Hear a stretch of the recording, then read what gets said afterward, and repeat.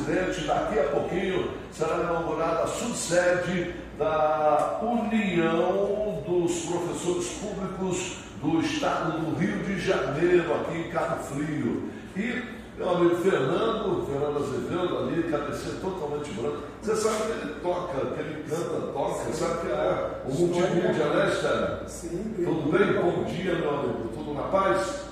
Com certeza. Seja bem-vindo. Tudo bom? Muito obrigado, Mauri. É um prazer estar aqui, como disse anteriormente. Prazer é todo nosso. E conte pra gente aí um pouco porque a UPS está inaugurando uma subsede aqui em Cabo Frio. Vocês detectaram uma necessidade? Qual a razão de termos uma UPS aqui em Cabo Frio? Veja bem, eu diria que é um resgate histórico. A UPS completa ano que vem 80 anos. Né? Fomos fundados em 1945 como uma associação.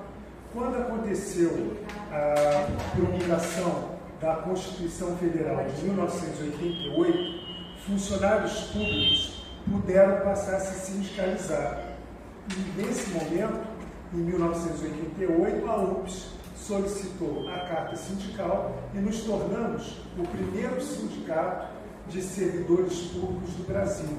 Essa é uma marca também muito forte nossa. No caso, nós temos uma divisão territorial do Estado do Rio de Janeiro, afora a área metropolitana, em 6 regiões.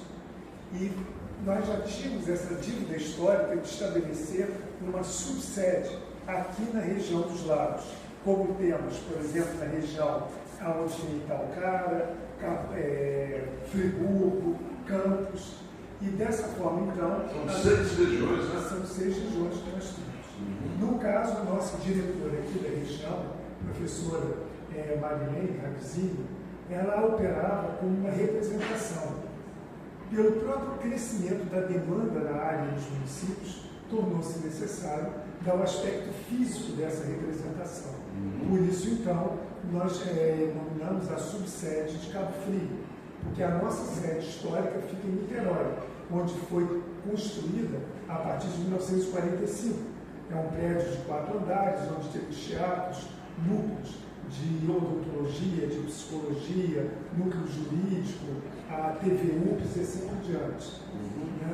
Temos uma unidade de lazer, que também fica em Niterói, é uma espécie de um hotel pousado e clube também, que é chamado Casa do Professor. De Pendotiba? De Pendotiba e Niterói. Eu vou colocar aqui na frente de Sterling, né, exatamente para a gente ter uma noção do que ele está falando em relação à casa pessoa do lado aqui, a casa do professor. Olha só. Sim. É um espaço de hotelaria, lazer e de eventos. E como é que ele vai? O professor, para frequentar aqui, ele tem que fazer o quê? Ele reserva, ele tem que ser associado? Sim. Veja bem, qualquer professor filiado tem o direito de solicitar. É claro que há uma agenda, que você veja bem, Mauri, entre filiados e familiares, nós somos 50 mil no Estado. Evidentemente, não tem como todo mundo ao mesmo tempo. Por isso, aqueles que vão solicitando, vai ser feita uma marcação e o professor, então, pode estar lá com sua família, tanto para passar o dia. Temos setor de piscinas, temos setor de jogos, temos campo de futebol, temos também um espaço, que é um espaço grande, que ele desenvolve e promove atividades, como agora, 9 de outubro, que nós vamos ter o nosso simpósio anual. Esse ano o tema é o autismo. Então, 200 pessoas estarão lá no próximo dia 9. Sterling, a gente está vivendo um momento político. Como é que você, professor, como é que você, presidente, representante de uma classe tão espizinhada,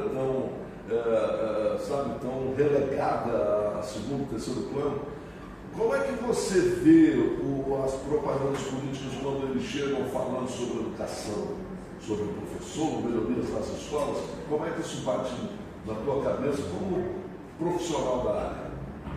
Veja bem, é uma pergunta bem pertinente. Eu acho que nós temos que saber fazer uma avaliação bastante madura. O nosso sindicato tem tradição à base da ciência para avaliar as coisas e darmos respostas ou encaminhamentos. Acreditamos que o papel do educador é ser um exemplo. Portanto, a moderação, a ponderação e a responsabilidade da fala é muito grande. Nós temos que restabelecer essa dignidade do professor. E quando você vê que existem muitas pessoas que falam politicamente pela categoria, a primeira pergunta que cada cidadão que ouve, seja quem for, porque nós não temos nenhuma coloração partidária, nosso próprio estatuto, inclusive se um dos nossos decidir concorrer e tiver alguma função no sindicato, é obrigado a se retirar. Sim, nós não lidamos com nenhum tipo de ideologia ou qualquer questão que seja segmentadora, né? Isso não pode, porque lidamos com um universo múltiplo, né? E democraticamente temos que respeitar as ideias. Agora, eu creio que o cidadão ele deve perceber o seguinte: quando alguém fala em educação, a primeira pergunta é: qual a tradição que a pessoa tem na área?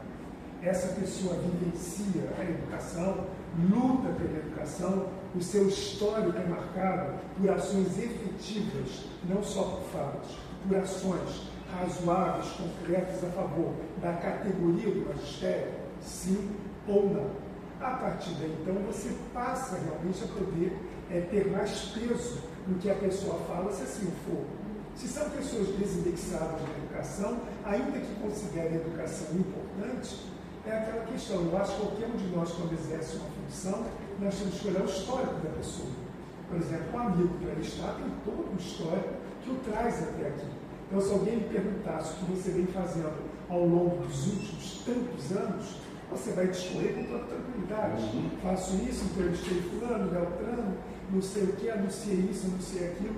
Qualquer história, qualquer currículo é importante, desde que, lógico, para aquilo que a pessoa diga que se pretende. E óbvio, né? Identificando com esse procedimento os oportunistas, né? Aqueles que chegam para falar, cara, vai resolver educação, que vai resolver saúde, sabe nem o que está falando. Agora, e qual é a maior batalha de vocês hoje? A grande batalha do magistério público estadual é a nossa carta sindical. Nós somos legalmente o sindicato representante dos docentes, professores e especialistas em educação da rede pública estadual. A principal reivindicação que vem se mantendo é a questão salarial. Porque, veja bem, não adianta, como aconteceu no passado, que você coloca, vai ter o anexo disso, o vale daquilo. Não. O que se quer é salário justo. É um salário no qual o profissional da educação possa ter uma vida digna para si e seus familiares, no qual ele possa escolher aonde deseja se atualizar, onde ele tenha condições de lazer e descanso, que a tarefa do ensino, do magistério, é extremamente desgastante, sobretudo num universo, num mundo atual tão complexo, tão diversificado. Então, a questão salarial é uma questão de respeito. Você veja bem, um professor público do Estado de 18 horas, que é a base ali, é a menor carga horária que tem, ele receberia R$ 1.588 no início de carreira. Devido ao piso nacional, que se tornou federal, passou para R$ 2.061. Aí vem aquela grande questão. Um professor com a missão que possui de educar, de formar, de estar preparado, de estar em equilíbrio emocional, com a saúde em dia, de bem poder morar, será que ele consegue fazer tudo isso, digamos, com R$ 2.061? Isto não acontece. Automaticamente você percebe companheiros nossos que dobram, trabalhando em 2 lugares, por vezes em 3. Ora, por mais qualidade que a pessoa tenha, nós temos o nosso limite humano. E isso acaba afetando a educação. Isso tudo gera uma falta de professores. Por exemplo, hoje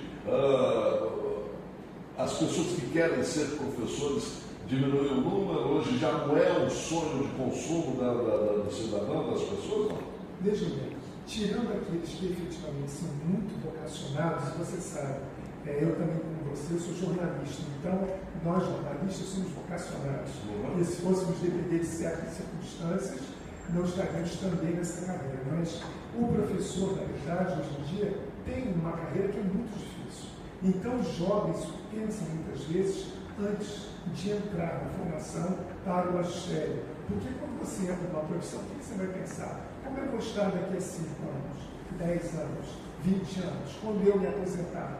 Quando ele observa a realidade, o quadro é desanimador sobre esse aspecto.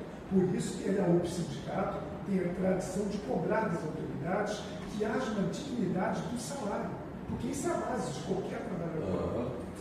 Bom, presidente, então a inauguração aqui, a gente já subsede aqui de Cabo Frio, acontece que horas? O senhor está convidando os professores?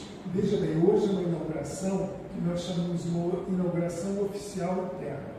Nós vamos estar oficialmente abrindo as portas da subsede no sentido de receber os nossos companheiros do sindicato para esse ano. Daqui a uma semana, mais ou menos, estará aberta a qualquer pessoa que deseje lá estar conosco. Qual tipo de atendimento será feito lá no estádio? Muitos. Por exemplo, o professor de filiação. Por exemplo, o professor se filia. A partir daí, toda a vida funcional dele, por nós é observado. Vamos supor, você é professor, você está lá na sua vida do dia a dia, passado determinado tempo, você ascendeu de nível. Às vezes, na sua luta do dia a dia, você nem está observando isso. Nós comunicamos a você, enviamos a cópia da parte do Diário Oficial que ali está. Por exemplo, afora isso, tem uma série de vantagens. O núcleo de odontologia, o núcleo de psicologia que atende em todo o estado do Rio de Janeiro, através de uma parceria com a Meta, por exemplo. Nós temos a parte de esporte e lazer, temos o departamento de ensino, que vai de cursos livres a doutorado, ou seja, há toda uma circunstância, e também a questão dos processos.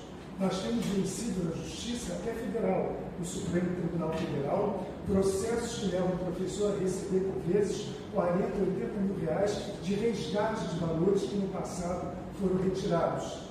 Isso é muito importante como um processo, por exemplo, interníveis. Então, a subsede ela é a representação administrativa e institucional do sindicato naquela região, no caso de Cabo Frio, de 12 municípios que por aqui estão. Araruama, São Pedro da Aldeia, enfim, Macaé, 12 municípios estão envolvidos em Rio das Ostras, mas a sede regional aqui em Cabo Frio. Perfeito.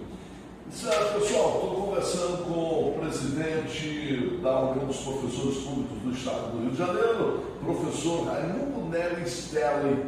Qual é o recado para o professor, Stelli? O recado é que, primeiro de tudo, ele acredite que é possível. Segundo, se filie. Um sindicato forte, um sindicato de categoria, se faz presente em peso. Uma coisa é nós chegarmos na reivindicação oficial com X número. A outra é se esse número está potencializado com uma representação cada vez mais forte. E dizer que há 80 anos estamos presentes e estivemos nos marcos principais das conquistas da categoria no Estado do Rio de Janeiro.